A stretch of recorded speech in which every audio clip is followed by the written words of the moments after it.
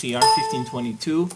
The record should reflect that Mr. Holmes is present in the courtroom with his attorneys, and the prosecutors are present as well. We are outside the presence of the jury. We have a couple of juror issues that I want to take up before we bring the jury in. First, we have Juror 535, who's indicating that she thinks she recognized someone in the gallery. And then we have Juror A72, who is having issues related to daycare. So let's bring in 535 first, please.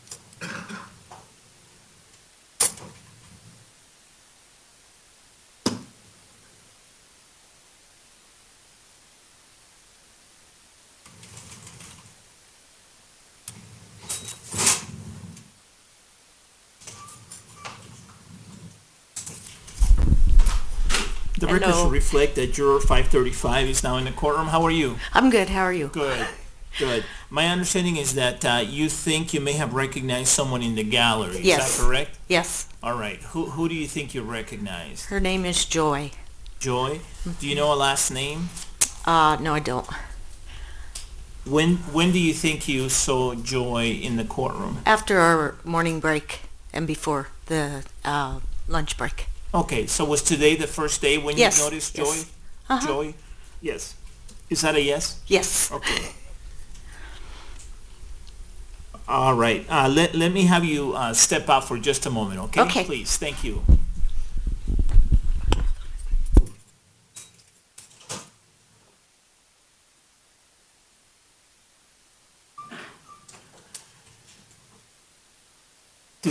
Do the parties know, the record should reflect that Juror 535 has now exited the courtroom.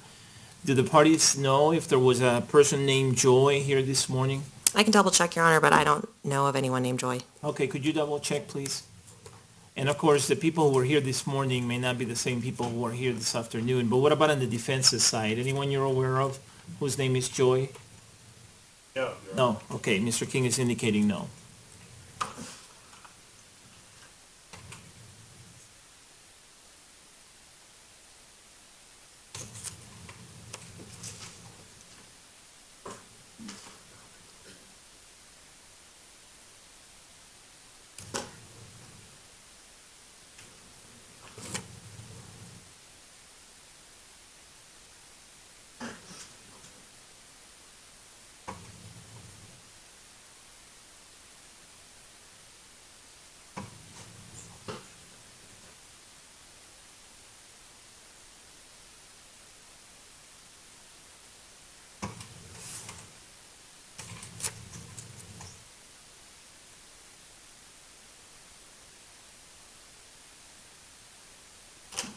And for the record, Ms. Tish McGuire just checked with folks in the gallery. Ms. Tish McGuire? Your Honor, there is a person in the gallery named Joy. She says that she knows one of the people in the theater who was just at the theater that night. It's not a person who will testify in this case. You mean Joy's not a person who will testify? Joy is not a person who will testify, nor is the person that Joy knows a person who will testify in this case. And do you know whether the person that you spoke with whose name is Joy knows the juror? Sorry, I should have asked that information, Your Honor. That would have been good. Okay. Maybe it's good tomorrow's Friday. This is why I get paid the big bucks.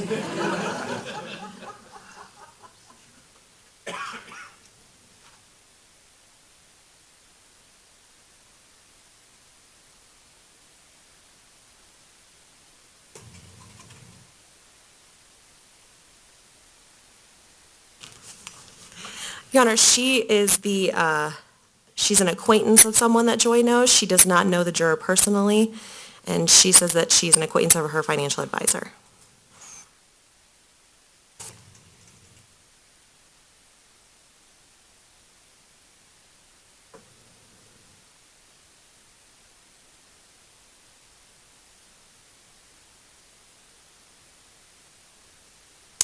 So she's an acquaintance of someone that that the juror knows, Correct. but Joy doesn't know the juror directly. Correct.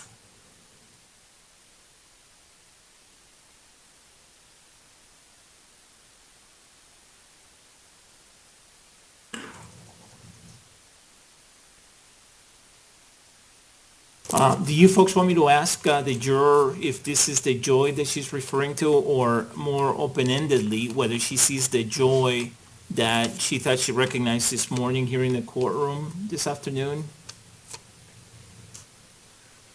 Can you pass the microphone to Mr. King, please? Thank you.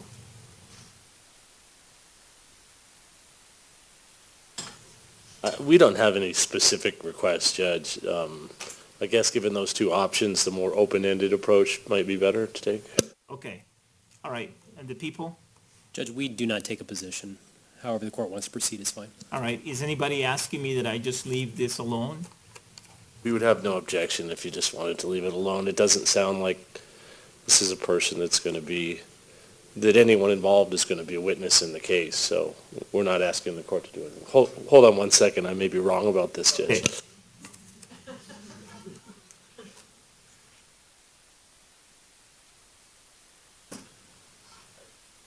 Stand corrected. Maybe just if you were to briefly inquire anything about seeing this person here today that would affect your ability to be a fair and impartial juror or something along those Okay. lines. I think that makes sense. All right. Let's bring her back in, please.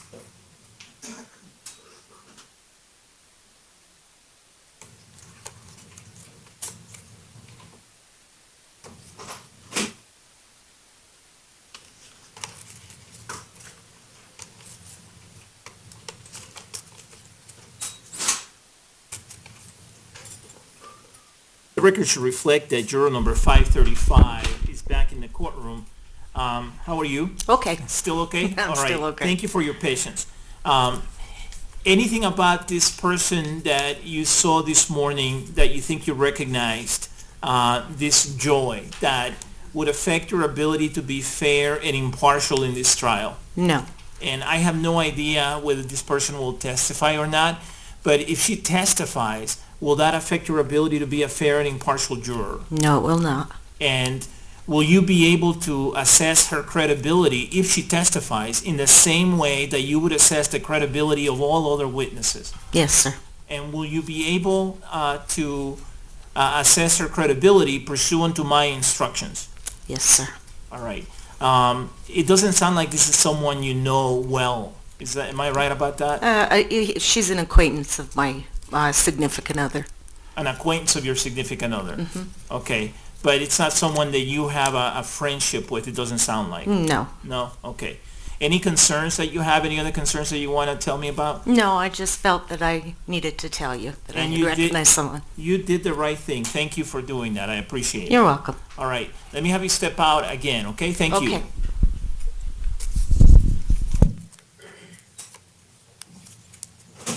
Okay, the record should reflect that juror number 535 has now stepped out of the courtroom again. Any additional questions that the people are asking me to ask this juror, or any additional record that people are asking me to make, or any additional requests from the people? No, Judge, we just would reiterate that there will be no testimony from this individual. Okay, all right. I wanted to ask just to be safe. All right. Any additional questions the defense wants me to ask juror 535, or any additional record the defense wants me to make, or any additional action the defense wants me to take? No, sir. Okay, thank you. All right, let's bring in juror number A72 then.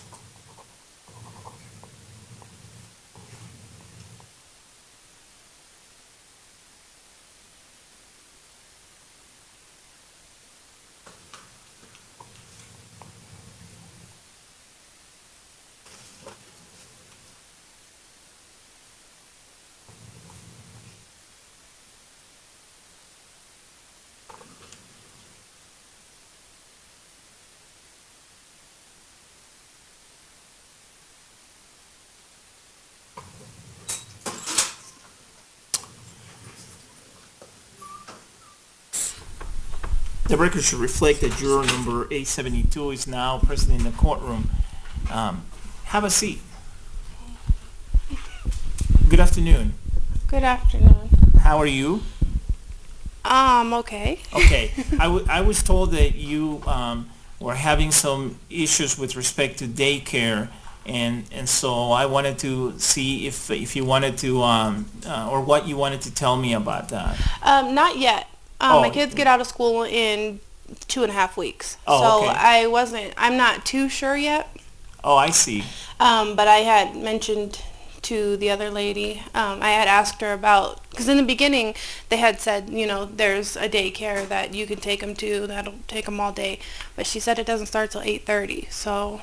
They actually open the doors at 8, but because this case is as long as it is, that's not a service that's available for jurors in this case. So, but if it's not an issue yet that we need to address, then we'll cross that bridge when we get to it, if we have to. I mean, it sounds like there's a possibility that this will not be an issue, so. Right, I just haven't figured it out yet. That would be my first choice, but Okay. if not, then I can look into other options. Great. Okay, let me know if you need to talk to me in 2.5 weeks or whenever at some point in the future, okay? Okay. All right, thank you. Thank you. All right.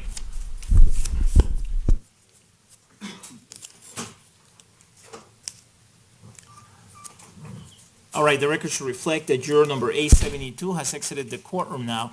Any additional record that the people are asking me to make, or any additional action that people are asking me to take? No, Your Honor, thank you. Same question for the defense. Any additional record that you're asking me to make, or any additional action you're asking me to take? Well, thank you. All right, thank you. Let's bring the jury in then.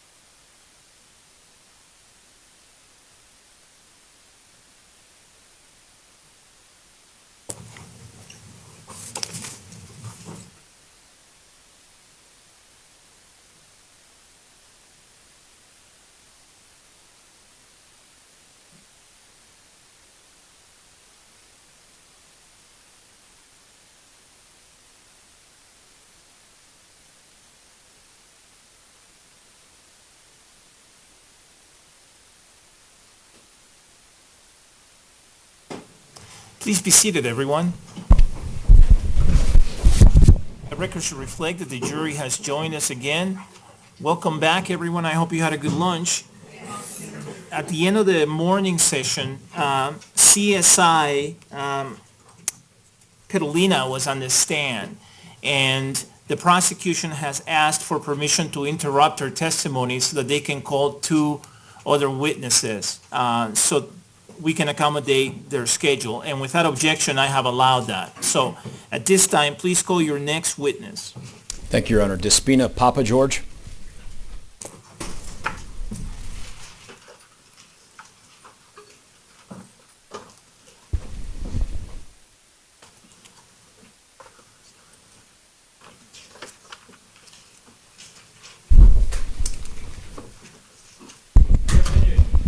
Could I have you raise your right hand for me so that I can administer an oath? You solemnly swear or affirm on the penalty of law that the testimony you're about to give will be the truth, the whole truth, and nothing but the truth. Yes. Please be seated. Could you please tell us your full name and spell your first, middle, and last names? Despina Fafudis Papageorge, Despina Fafoutis Papageorge.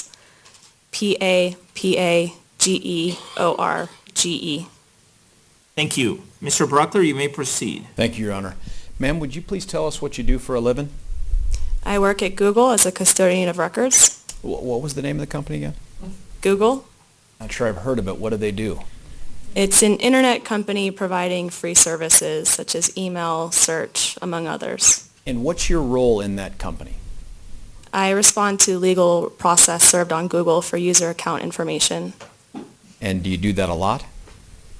Yes, How long have you been at Google? 5 years. And in those 5 years, how many requests for subscriber information, including emails and things like that, have you dealt with? In the thousands. Are you a custodian of records for Google? Yes, Have you testified in that capacity before? yes, Across the country? yes, Anywhere outside the country? no. How many times? Roughly 15 to 20 times. Okay. If I wanted to get access to the contents of a subscriber's email, how do I do that? We require a legal process in order to release any user information, and upon receipt of the legal process, we verify the validity and get an understanding of the type of user data that's being requested. And so long as it's a valid legal request and the type of data that they're seeking we can access, we will use internal tooling to essentially extract the user data or make a copy of it, place it on a disk, and Federal Express it over to the requesting party. What else do you include with the disk that you send back? That depends on the type of user data that's being requested. Let's say it's emails. We will place the email file on the disk. And you'll send it back with some documentation? Yes, typically the production letter or cover letter, the certificate of authenticity, and a copy of the hash values that were captured at the time of production. We'll talk about hash values here in just a second. Actually, you know what, I'll take... Your Honor, may I approach the witness, do you need to see those again? With what's been marked as, oops, I'll go that. People's 1210A, B, and C, and 1211A, B, and C. Yes.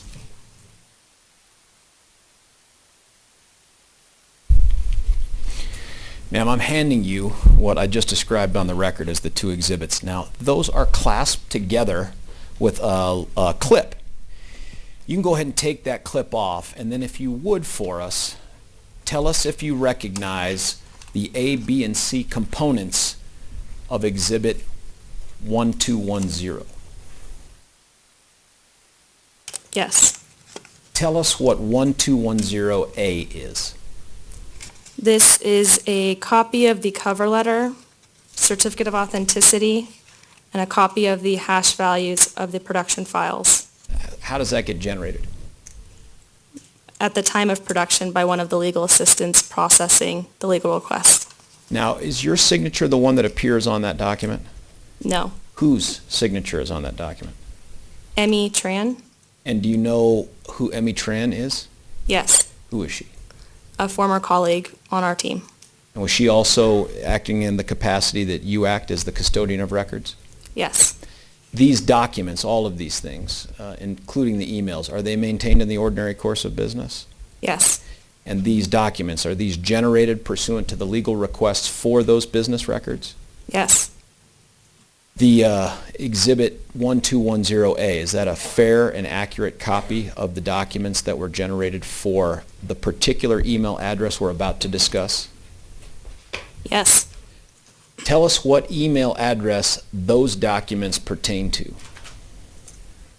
dsherlockb@gmail.com.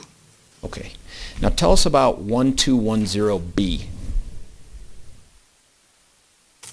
This is the production disk containing the user files. Now when you say containing the user files, tell us what is on there. In response to this legal request, we provided subscriber information with IP authentication and the email contents of the Google account. Let's talk about the limitations of what's included in those email contents. When Google puts all that onto that disk, when you do that, tell us what's included from the person's email. Everything that was in the user's email account and any deleted emails that had not yet been purged from the system. We'll talk about the deleted in a moment. Now, I know from having a Gmail account that you can put things in different folders. Do you know what I'm talking about? Do those show up in there, separated by the folders that the user created? No, we do not parse out by filters or folders for the mbox file. It is a complete snapshot of everything that was in the Google user's account. Received, sent, everything. Yes. Now you said any deleted items that hadn't been purged. Talk to us about that process. When a user deletes their email, it will remain on our systems no longer than 60 days before being completely purged by Google servers, within Google servers. So this particular disk that was generated for dsherlockb@gmail.com, this disk, so that I'm clear,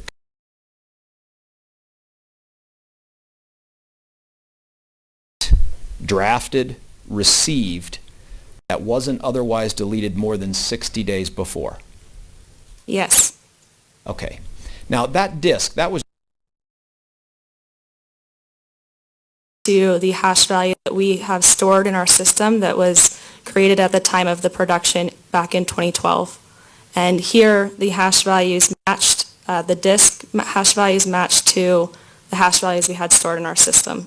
So any manipulation to one of these files would have altered that hash value, but again, here they matched. Can we pretend I don't know what a hash value is? What is that?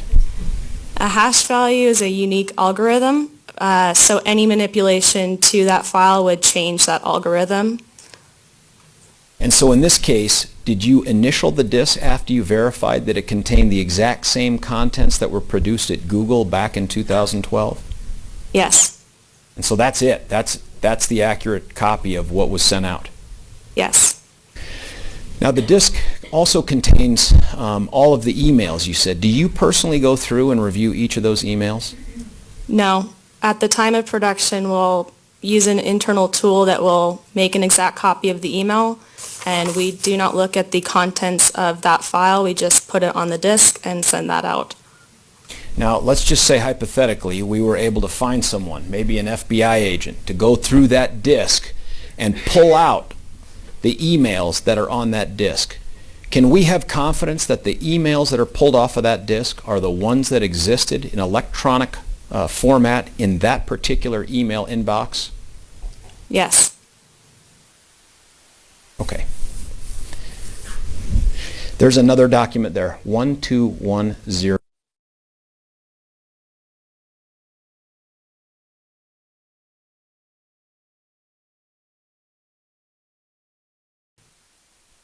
Can you take a look, please, at people's 1211, that's that other batch, A, B, and C. You have that? Yes. Now, we're not going to spend as much time going through the details of those, but if you would, for the record, tell us what 1211A is. The cover letter, certificate of authenticity, and the copy of the production hash values. And are those things all generated as part of the business records and business practices of Google? Yes. What email address do those pertain to? classicjimbo@gmail.com. Okay. And 1211B, is that the disk that goes with that email account? Yes. Everything you testified to for 1210B about D. Sherlock B, email.com, do those same things apply to this disk as well? Yes. Tell us what one.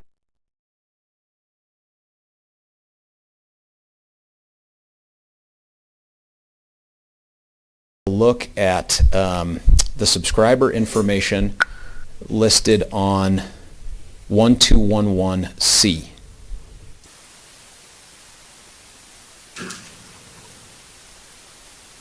Take a look at that 1211C, please, if you would.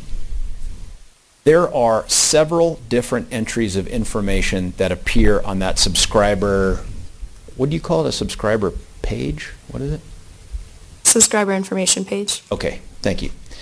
The information that's contained on there, where does it come from? Different places or all one place? Some of the fields are user-generated, and some fields are captured at the time of the account creation. Okay, take a look at 1210C.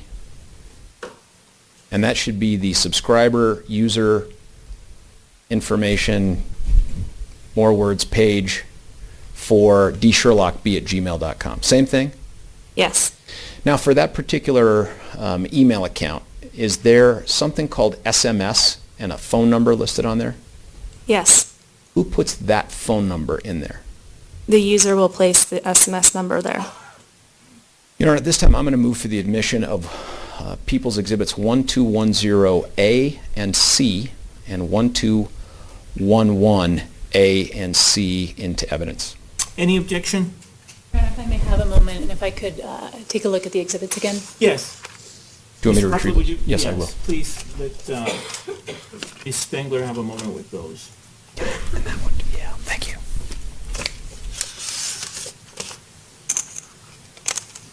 Thank you. We'll keep the clips.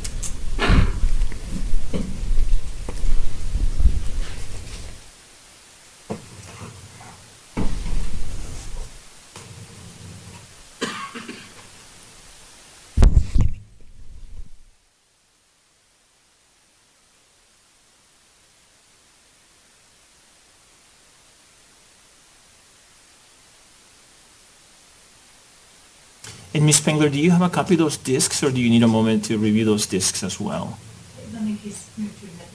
Themselves. Okay.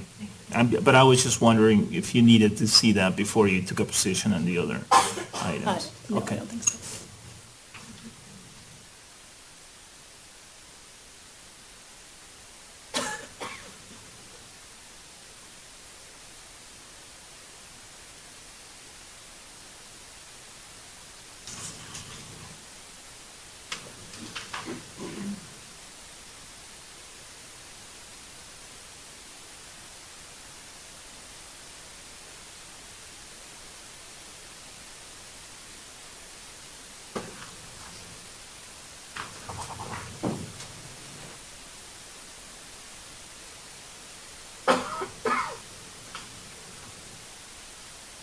Can we approach? Yes.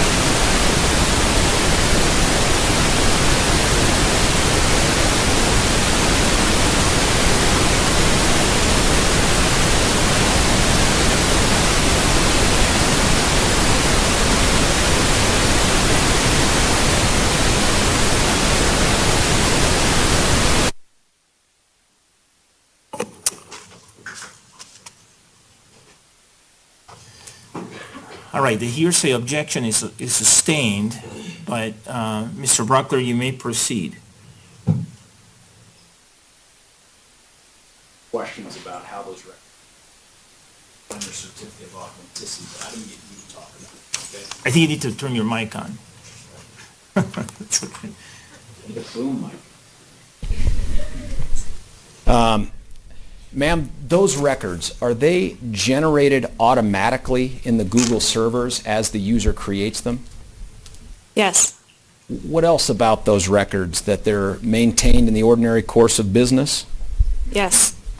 And when they're automatically generated in the Google servers, are they generated at the time they're made or even within a reasonable period of time after they're made? Yes. And does that count not only for the disk that is 1210B and 1211B, but also for the information contained on 1210C and 1211C? Yes. Then, Your Honor, based on our conversation at the bench, I'm going to move to admit People's Exhibits 1210C and 1211C into evidence. Ms. Spengler? A moment. Yes, take your time. Thank you.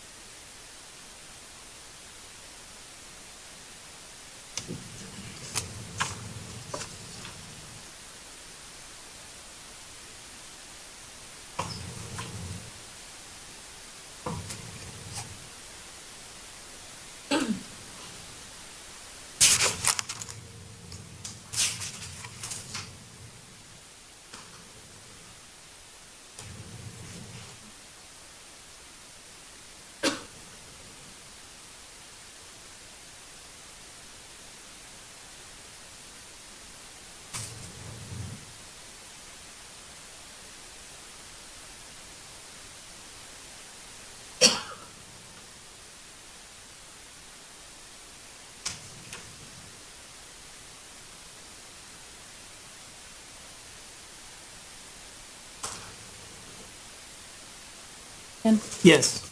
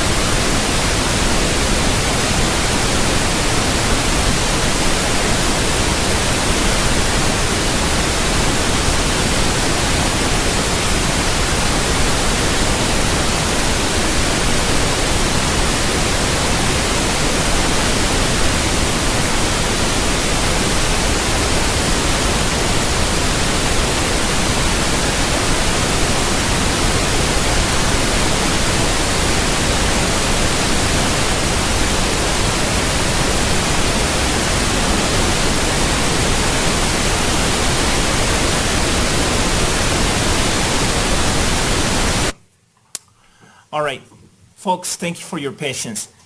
Without objection and based on the understanding that we have at the bench, you may proceed. Thank you, Your Honor. First off, did you know technology is supposed to make your life easier? Did you know that? Because, can I ask you, and Judge, have we admitted then people's 1210C?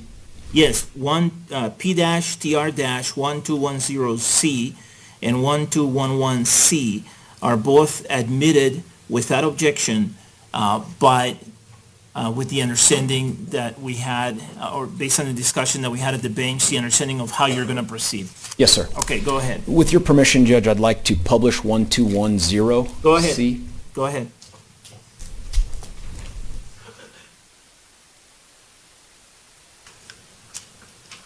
On the TV. Okay. You know what? Let's start with that bottom part first, since we just had a conversation about that. Ma'am, can you blow up the login stuff? All right. Tell us what this is right here, would you? This is the IP login, logout authentication. Now, this one appears to only go back to July the 5th, and there is this other exhibit that you're going to see from defense, D-TR-17, that goes back to June the 26th. Have you seen that one already? Yes. Can you help us understand why Google only maintains the different, I guess, login dates going back to July the 5th on one and July the 22nd, I'm sorry, on the other one? June 22nd on the other one. June 22nd on the other one. Thank you, Your Honor. At the time of production in 2012, Google only retained the most recent 28 days of IP login and logout events. And so that I'm clear, there may have been a jillion more login entries going back to the creation of this email account, but Google only holds on to the most recent 28 days. Is that fair? Yes. And to understand the difference between the dates that this goes back to, which is July the 5th, and the one that Defense 17 goes back to, which is June 22nd, is a product of when that snapshot was taken of that account. Yes. Okay, did I say that right? Did I say it right? Yes. Okay. Okay, so they're both accurate. It's just a question of when they got captured. Is that fair? Yes. All right. Can you please show us the top part of that 1210C?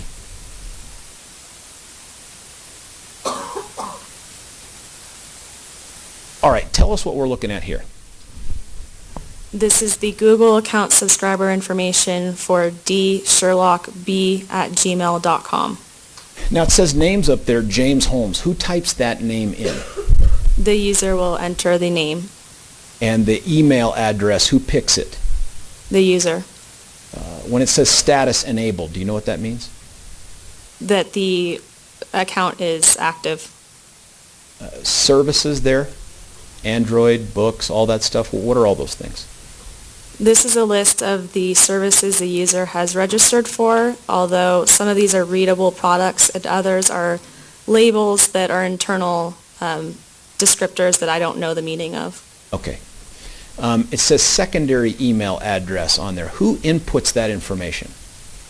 The user will input the secondary email at the time of creation. Now, that secondary email, is that typically verified by Google, or can you almost type in anything? Is this a secret, by the way, we're not supposed to talk about? The user can enter the email account, and it typically is not verified. Okay. And the created on date, who puts that information in? That is captured at the time that the user has created their Google account. So this is Google telling us when that email was created? Yes. What is the IP address list that's on there? That is the creation IP address, also captured by Google at the time that the account has been created. Language code, EN, I'm going to trust that's Dutch. English. Okay. The SMS, is that the cell phone number that we talked about earlier? Yes. Who types that number in? The user. How about the nickname? Who puts that information in? The user. Other usernames? Who puts that in? The user. And how about,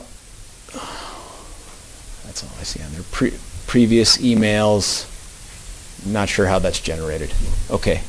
Do you know how that's generated? I don't know. Okay. All right, so there are several line items on here that Google generates, but the rest of it is created by the user.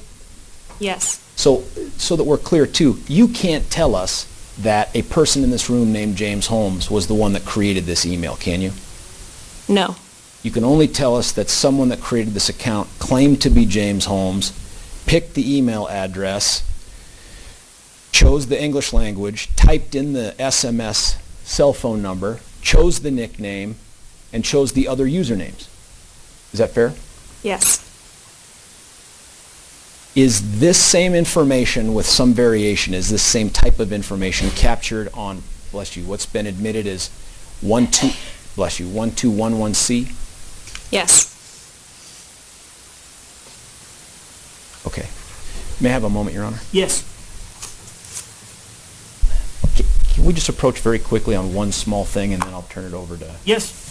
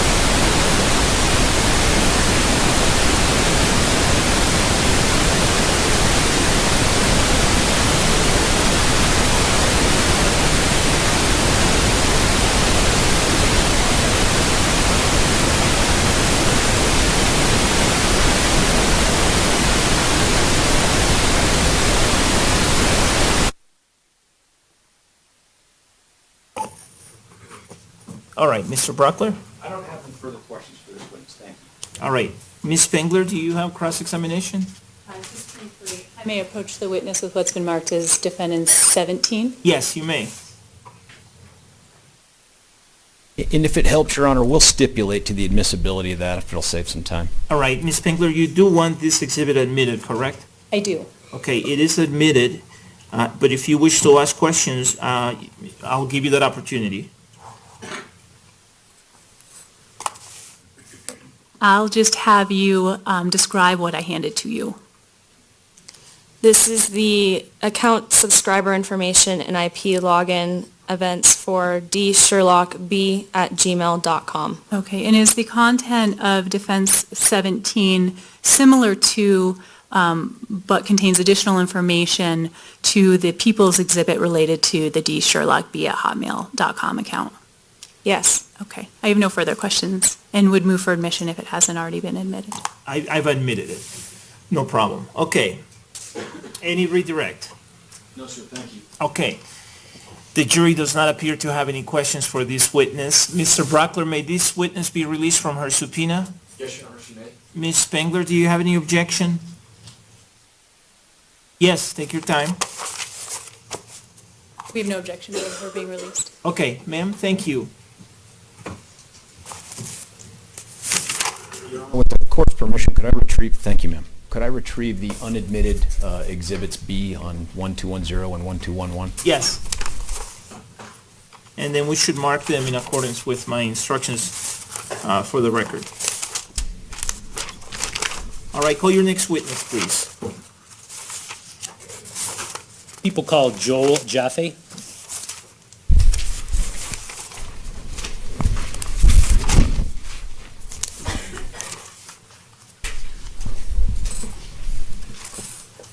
Thanks.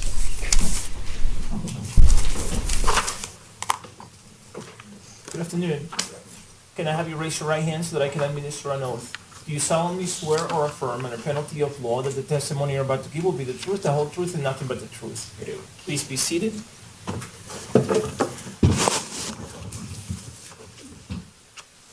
Please tell us your full name and spell your first, middle, and last names. Joel Jaffy, Joel ShureJaffe.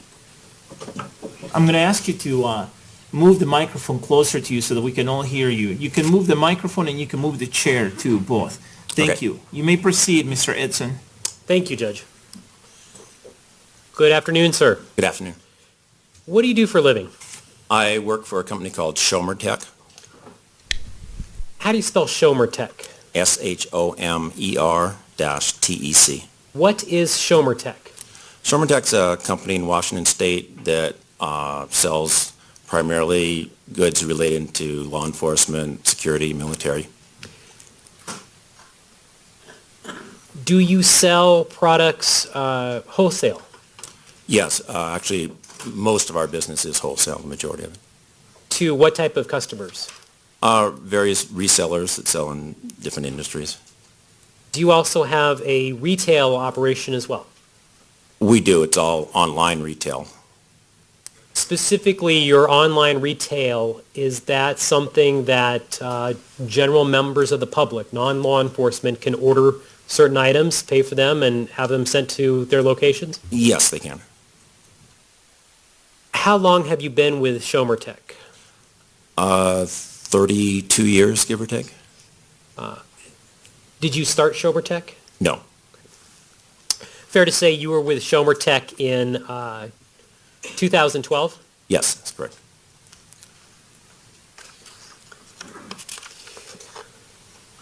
Back in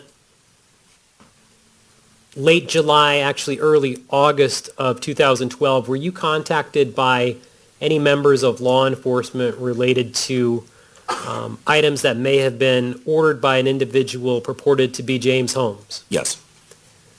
Did you provide records related to sales of particular items from Shomer Tech to James Holmes? I did. Are you a custodian of records for Shomer Tech? Yes. Just in general, how does Shomer Tech keep records, information for customers and related to customer orders?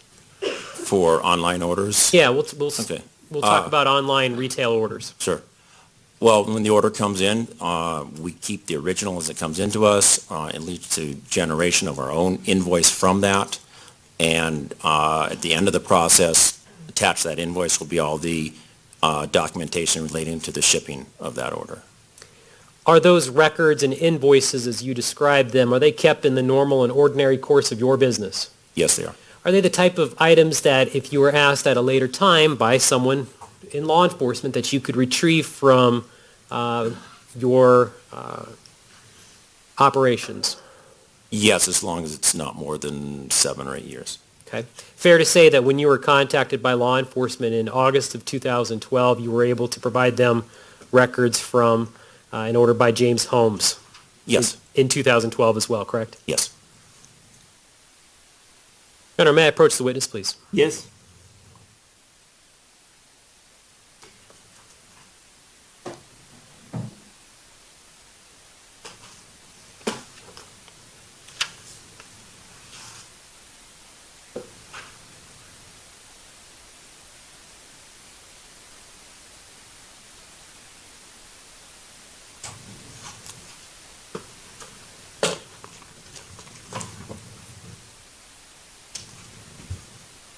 I've handed you what's been previously marked as People's Exhibit 307. Do you recognize those two documents?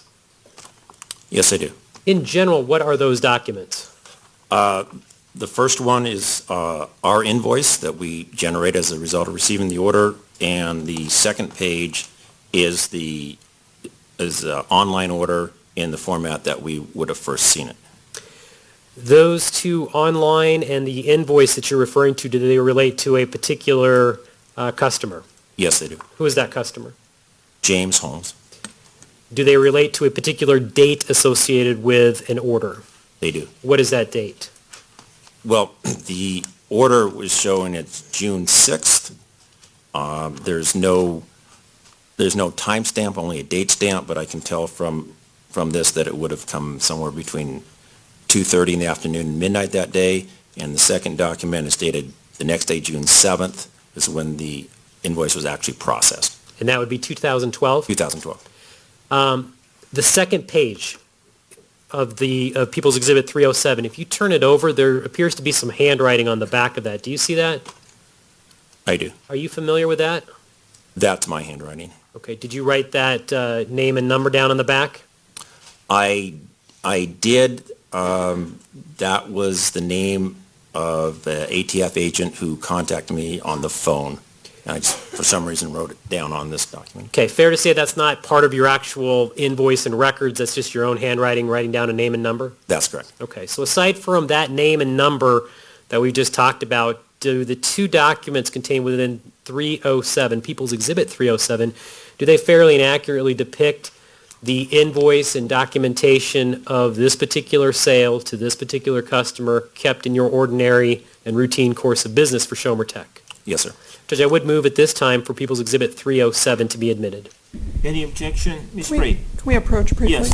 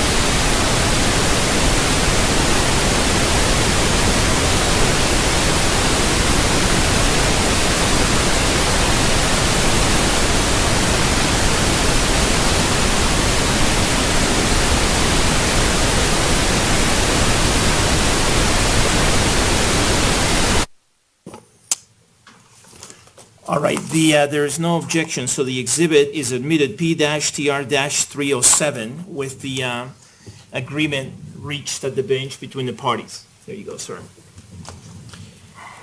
Sir, in general, what are some of the items that Schomer Tech sells?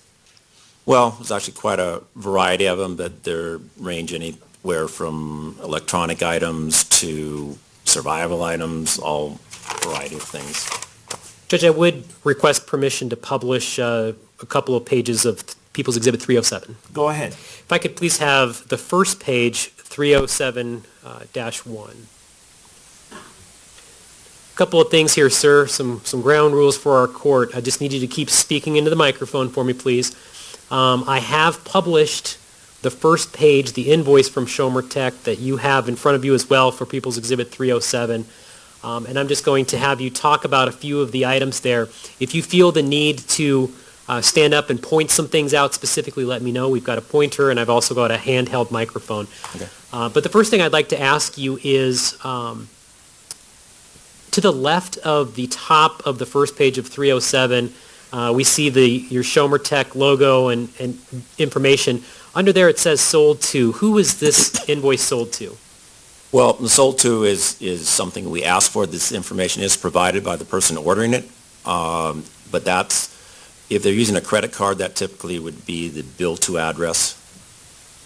And in this particular invoice, who is the sold to information related to? James Holmes. What is the address? 1690 Paris Street, number 10, Aurora, Colorado, 80010. To the right of, just kind of move to the right there, I see a date. It appears to be 6/7/2012. What does that date relate to? That's the date the invoice was actually generated and processed. Okay. Right below that, it says terms. What does that relate to? That's payment terms. Okay. In this case, it was a Visa or MasterCard. Okay, we'll look at the second page and get some more specificity on that. If we could scroll down a little bit more, please, on the first page. There in the middle of the screen, I see some quantity orders, quantity shipped, and I see about 4 different things, but it looks like it's 3 specific items. Can you talk about that for the jury, please? Yeah, that's just an itemization of the orders. That's what we use to actually pull the order from when the items are pulled, put in the basket, so to speak. It's circled at that moment, and the second column there, marked quantity shipped, is what's actually pulled, and the circle around that number indicates it actually came off the shelf and into the basket. It's more just an internal check on that. The next column would be quantity back ordered. If we're out of stock of an item, we would back order it. In this case, everything was in stock and shipped in that shipment. Let me just ask you real quick before I interrupt. Well, actually, I just did interrupt, but before I have you go any further, is Schomer Tech a company that actually keeps on invoice these items, or do you send the order to somebody else who ships it out, No, we stock and ship all of our items in our warehouse. including this invoice? Correct. Okay, I'm going to move you to the description. What I'd like you to do is I'd like you to tell the jury what the 3 different items were that were ordered and the quantities each, please.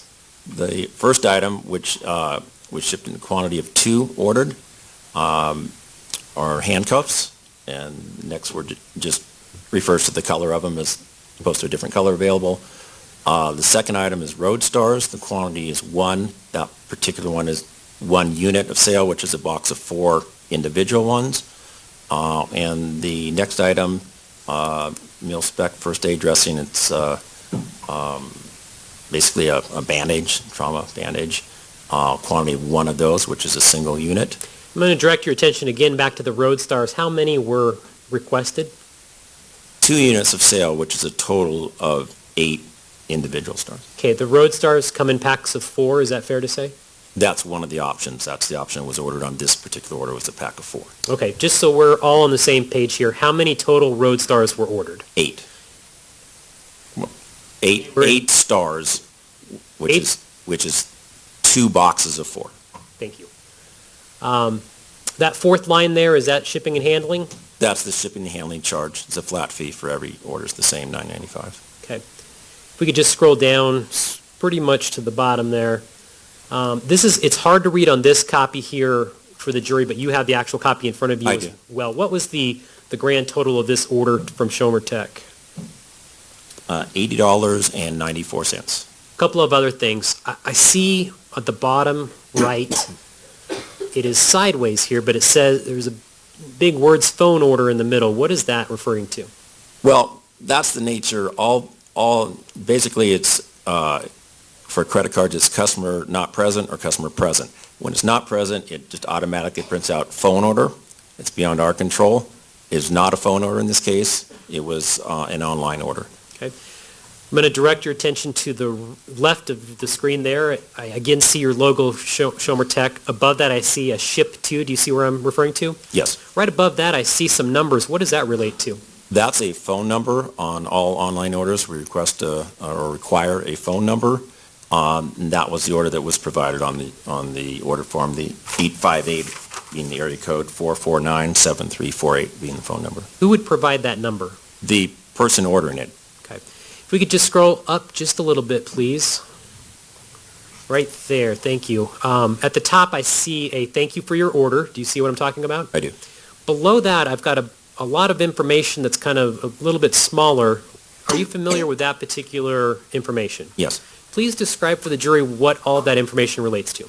Okay, well, that actually is a sticker that's put on. I don't know if you can tell from that, but it is a sticker that's affixed. That is basically a receipt when we generate a shipping label from United Parcel Service.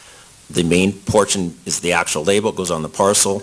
And for our record keeping, we take the small portion off the bottom and we stick it right on the invoice form so that information will always accompany the paperwork for that order. And that's what that portion of it is. The first thing that is listed is our shipper number in the top left there. The next thing is the date. The order was actually processed. What is that date? It's June 7th, 2012. That's processing date, not necessarily order date? It's processing and pickup date. That would go out, and that date's UPS. Okay. From Next. your actual invoice. I'm sorry, from your actual inventory. Correct. The next item on the first line, it's an abbreviation for actual weight. And the actual weight of this particular parcel is 3.3 pounds. The next one is number PK1. I believe that means it's a single package shipment. I'm not positive on that, though. On the second line, the SVC GNDRES indicates the service level and the After that, the GNDRS means the ground shipment to an address that's designated as a residential address. Would that be the same address as the ship to address that you have in this document? Exactly. I see there, I guess it's the fourth line down, it says invoice number. Yes, that's a number that we enter, so we can cross-reference that, and the 71935 corresponds with our invoice number that's at the top of that sheet. So it's tough to see on the one that's on the screen, but Yeah. the actual exhibit you have in your hand, People's Exhibit 307, does it have that sticker that you're referring to? Yes, the actual sticker's here. Okay. Based on that sticker and the information you just testified, are you indicating that, in fact, this order was fulfilled and shipped out as you've testified to? Yes. We could go to the second page of the invoice. This would be 307-2, please. Yes, Do you see that? I do. This also says invoice, but what is this document? This is a document, when someone orders online, this is the format that we receive it in first. Okay. Where it says invoice, that's generated based on how many orders have come in that year. Frankly, we pay no attention to that, and when we generate an invoice, it creates a new and unique number, and that invoice never really had any relevance. My question is the order date. What is the order date? The order date is 6/6/2012. So is that the date that the order would have come in online? Yes, that's the date it would come in. It's not timestamped, but I can tell that would have come in after 2:30 that day. June 6, 2012? Yes. Billing information again to James Holmes? Yeah, this is how it's originally entered by the person ordering it. It's Okay. that's the only place this information comes from. Under the bill to? Yes, Okay, so somebody would have had to actually type James Holmes? the person placing the order would have to, yes. Okay, what is that, appears to be an email address. What's that email address? It's D as in David, Sherlock, B as in boy, @hotmail.com. And again, the address under that, please. 1690 Paris Street, number 10, Aurora, Colorado, 80010. And all of that is information that would have been inputted by the user, the individual purchasing or requesting purchase of those items. Is that correct? That's correct. The ship to is the same information. Is that fair to say? Correct. Walk me through briefly, if you would please, the payment that was used for this order. The payment submitted was MasterCard under the name of James Holmes. They indicated the issuing bank was USAA. I'll just have you go through, what are the last four digits of the credit card? 2217. If we could scroll down a bit, please. Actually, go ahead and tell me what the expiration date of that. September 2014. The day phone, is that the same phone number you just described earlier, sir? I believe it was 858-449-7348. Yes, that would be the same. And again, you get that information from the person placing the order? Correct. Okay. If we could scroll down a bit more, please.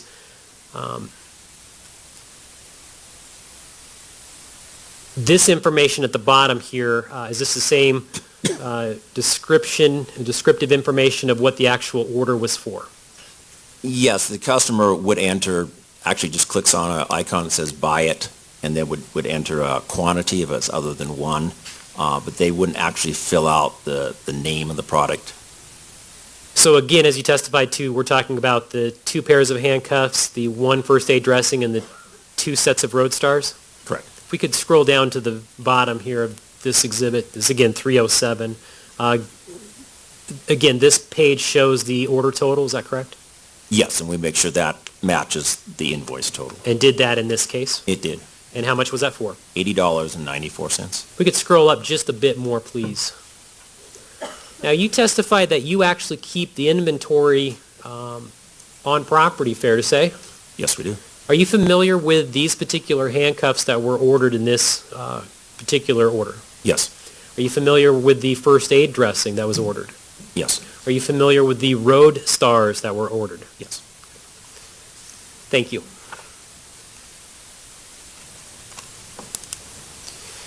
Your Honor, may I approach the witness for some already previously admitted evidence? Yes. Thank you.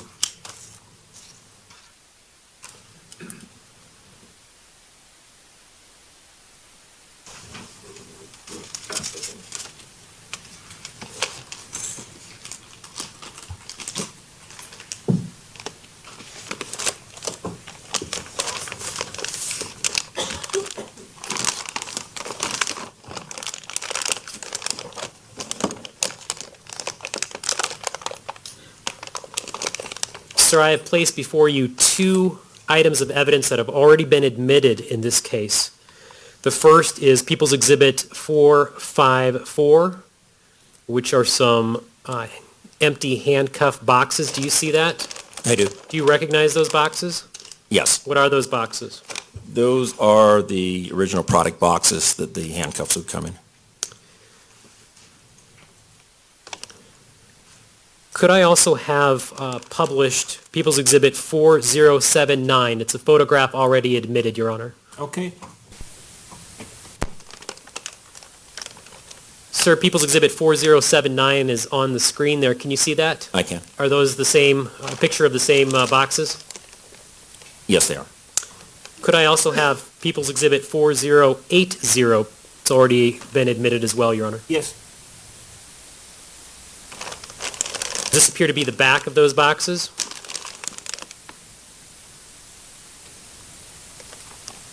Yes. If you could please, the top of the back of those boxes appear to have some writing on them. Are you familiar with those writings? Yes. Describe what those are for the jury, please. Those are serial numbers. Are you familiar with how those serial numbers are placed on those boxes? I believe they're handwritten on at the factory. Okay. To the best of your knowledge, well, let me ask this. Let me backtrack. First of all, is it accurate that these were not the first set of these types of handcuffs that you had sold previously from Schomer Tech? They're not the first set. Okay. Is it common to receive these types of handcuffs with these handwritten serial numbers on the back of those boxes? Yes. These particular boxes, they're before you as well in People's Exhibit 454. Can you make out the serial numbers handwritten in the back? I can. Okay.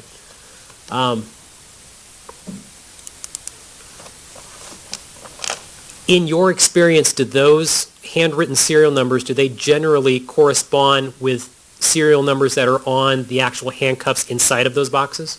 Yes. You have before you also People's Exhibit 666. Do you see that? It's a physical exhibit right there in front of you. Oh, yes, Do you see that? I do. What does that appear to be? It appears to be a pair of handcuffs. Okay. If we could go back to People's Exhibit 4079, please. Thank you. This is the front of the box. What is the name of these particular type of handcuffs, I guess, for lack of a better term here? Well, the brand name is HWC. Okay. People's Exhibit 666, the actual handcuffs yourselves, do they have a brand name on them as well? They do. What is that? HWC. People's Exhibit 666, the handcuffs, do they have a serial number on them? They do. What is that serial number? 436954. Could I have you also look at the boxes, that's People's Exhibit 454, and tell me if one of the two of those boxes match as far as serial numbers go? It does.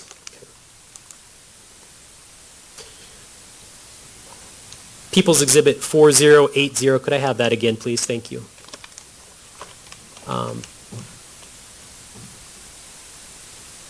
If you would, please, tell me again the serial number for the handcuffs in People's Exhibit 666.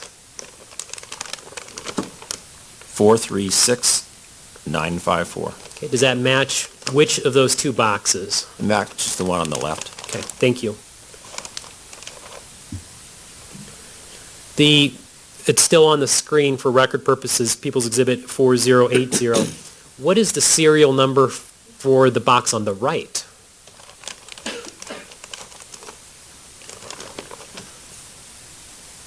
436954.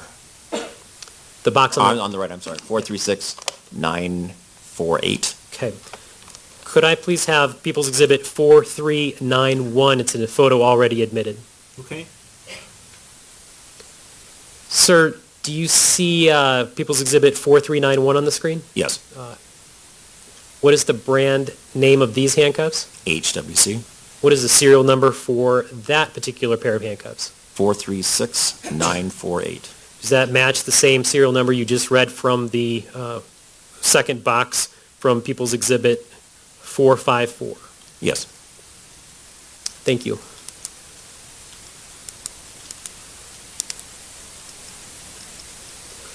Those particular handcuffs that we just described, the ones that were the HWC handcuffs, are those law enforcement type handcuffs? Well, if there's professional grade and non-professional grade, I would put this at the very low end of professional grade. Okay. Could I please have People's Exhibit 2163, another photo already admitted? Okay. Can you see that photograph? Yes. Are you familiar with any items associated with this photograph? Yes. What are you familiar with? Everything other than the sunglasses. Okay. What is everything other than the sunglasses? Those are commonly referred to as road stars. Are those the same type of road stars that were purchased that's contained within People's Exhibit 307? They are. Are you familiar with road stars? I am. Are these particular types of road stars ones that are sold by Schomer Tech? Yes. Are they also kept on inventory with Schomer Tech? Yes. What are road stars? Well, a road star is another name for something known as a caltrop. Dates back to the Roman Empire times, and what they were designed for, they're metal, they're fashioned in a manner so that if you throw them on the ground, no matter how they're thrown, one of its spikes always is pointed straight up. Have you yourself observed these types of road stars? I have. Okay. Are they sharp? They're somewhat sharp. They don't need to be super sharp to be effective. Okay. How might they be effective? Well, originally they were designed as a perimeter defense device. I'm going to object to the historical recitation. Sustained. Just from your knowledge, what are they used for? A number of uses. The primary one probably would be perimeter defense. What do you mean by perimeter defense? Well, if you need to quickly guard a large area in a very quick manner against primarily vehicles, not necessarily exclusively, typically they would be used, for example, just prior to the U.S. invasion of Panama in 1989, where needed to quickly secure an airport. I object. Sustained. Okay, just your knowledge. What I'm asking is, what are they used for? That's my question. A major use would be perimeter defense. Okay. Could that include perimeter defense of vehicles? Yes.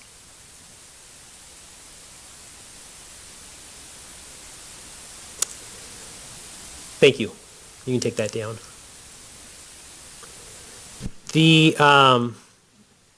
If we could have, again, the first page of People's Exhibit 307, please.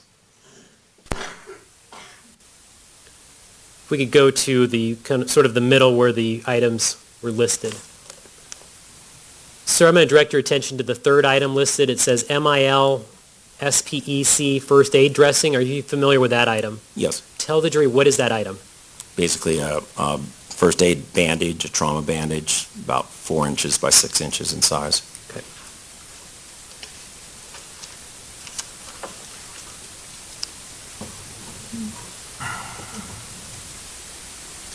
Do you guys have anything else?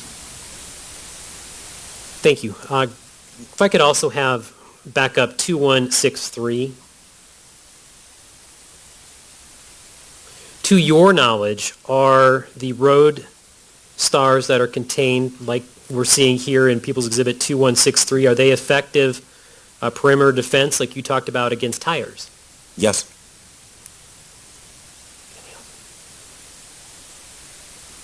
I have nothing further at this time. Thank you, Judge. All right. Cross-examination, Ms. Brady. No question. Thank you, sir. All right. And the jury does not appear to have any questions. May this witness be released from his subpoena? Your Honor, thank you. Any objection, Ms. Brady? No. All right. Thank you, sir. Thank you. Thank you. All right, members of the jury, it's about 3 o'clock, so let's go ahead and take our afternoon break. Please remember that my advisements apply during the break. And I'll see you back here at 3:20. Thank you.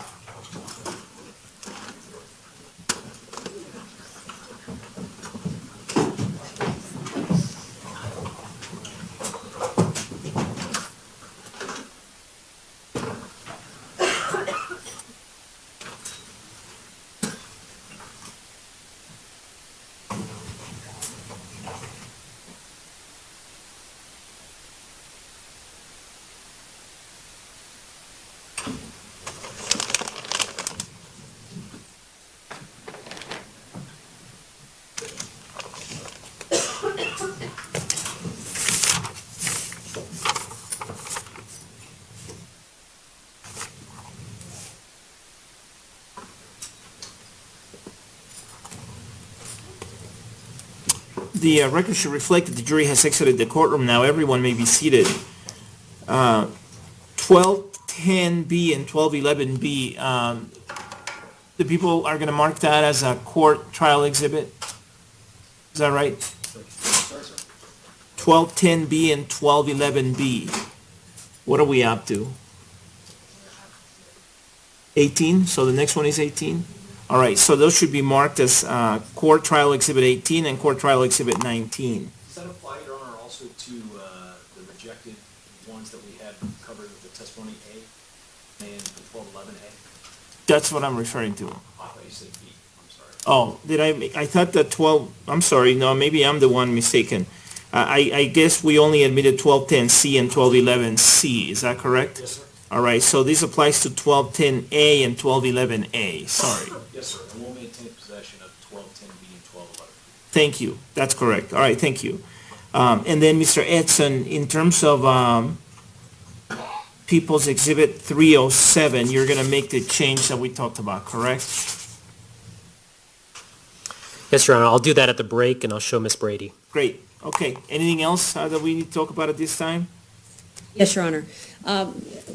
We still have Maria Petalina on the stand. However, we have 3 victims whose families flew in from out of town to be present for their testimony today, so I would be asking to reset Ms. Petalina and to call the victims, if that is acceptable to the court and to the defense.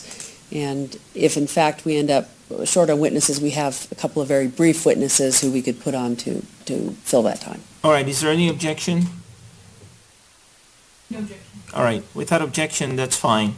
Do you need me to continue her subpoena? You do not need to, Your Honor. Okay, anything on behalf of the defense? Yes, Your Honor, I would ask, though, if we're no longer having the earlier witness in the courtroom, that we pack up or put away some of the exhibits that she was referring to, such as the drywall and the railing that's on the table. All right, any objection? Are you going to ask to publish any of these exhibits?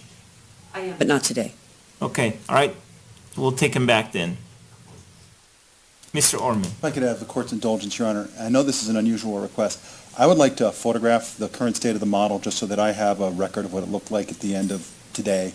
And if you want, I can give a copy to the court. I don't think that's necessary, but I would just like to be able to have that for our purposes. I don't have any problem with that. Any objection? No objection, but I would like a copy to go to the court. Okay, we'll mark it as a court exhibit. All right? Okay, thank you. The court will be in recess.